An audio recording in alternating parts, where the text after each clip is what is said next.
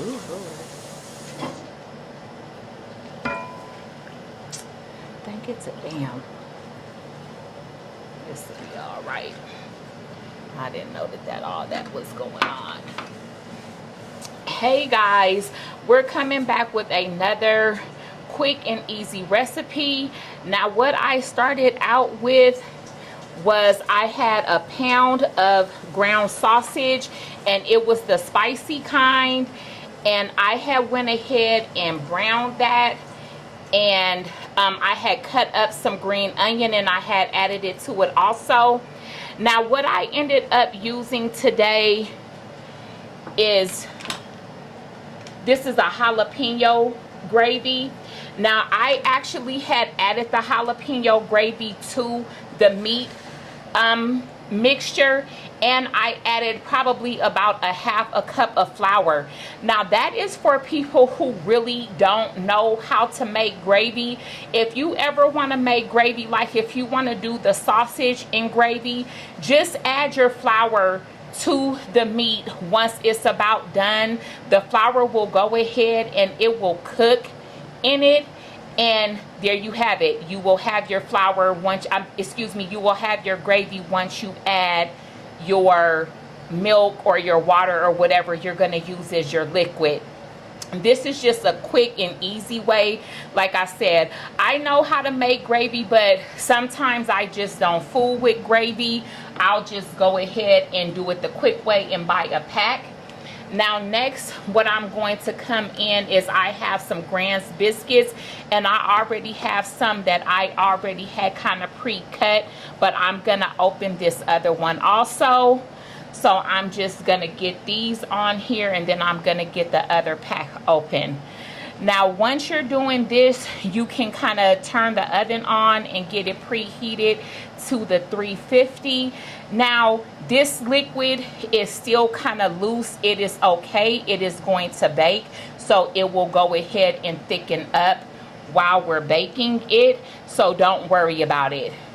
I know a lot of people, they'll go ahead and get their gravy all the way together and it'll be thick, and then they'll put it in the oven, and then as it's cooking, the gravy will end up getting thicker because it's still cooking. So for me, this will be fine just being a little bit loose. Then that way you'll know when you get ready to bake it, it won't be too thick when you get ready to take it out the oven. I'm gonna go ahead and open up this other one and hope it doesn't pop. I don't know why we open these up every time you act like you got scared, like you didn't know that it was gonna pop. Now I'm just being real quick today and just using a pizza cutter to get these little pieces. Now with these biscuits, and I really should have done that because these are the flaky ones, you know, you can peel those ones apart.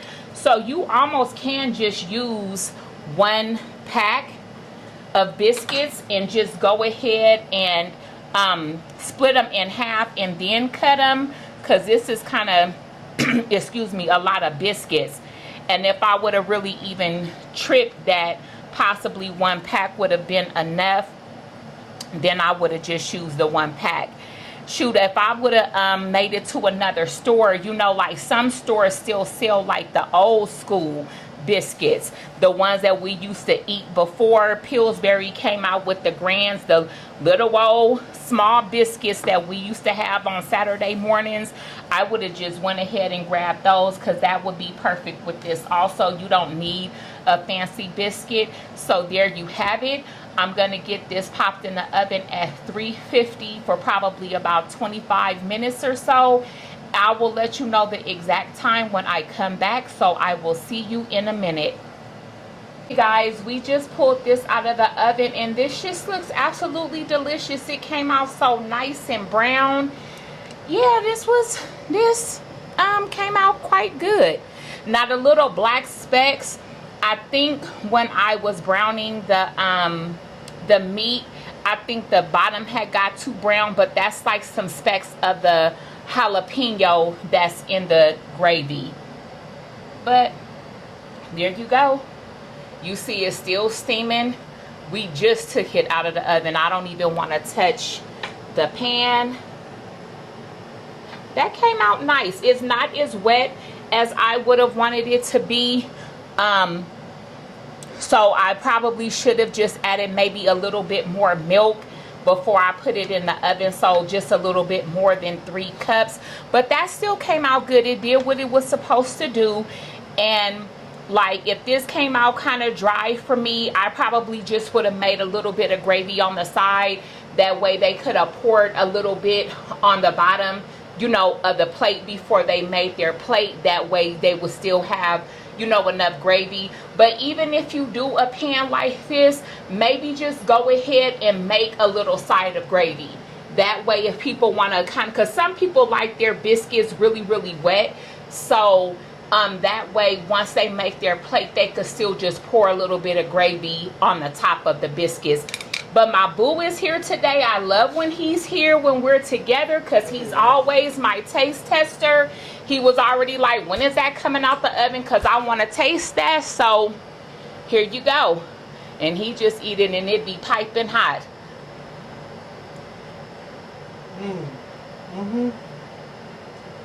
This reminds me of when I was in Houston at church camp, and they would bake this for breakfast right before we had our activities and everything, you guys. This is absolutely delicious. Now, I'm gonna be completely honest, I agree with her. I'm the type of person who I like it to be smothered, but at the same time, I also like the doughiness. So it's a win-win for me. Now, I'm gonna eat this quietly, and you guys are gonna go back to Yvonne's show, y'all. Thank you so much, Yvonne. Oh, thank you. So once again, like I said, I would just go ahead and I would make some gravy. That way you could have it on the side. So the people who do like the biscuits in gravy, they can just go ahead and wet theirs up as much as they like. Me, I would probably personally just eat it like that.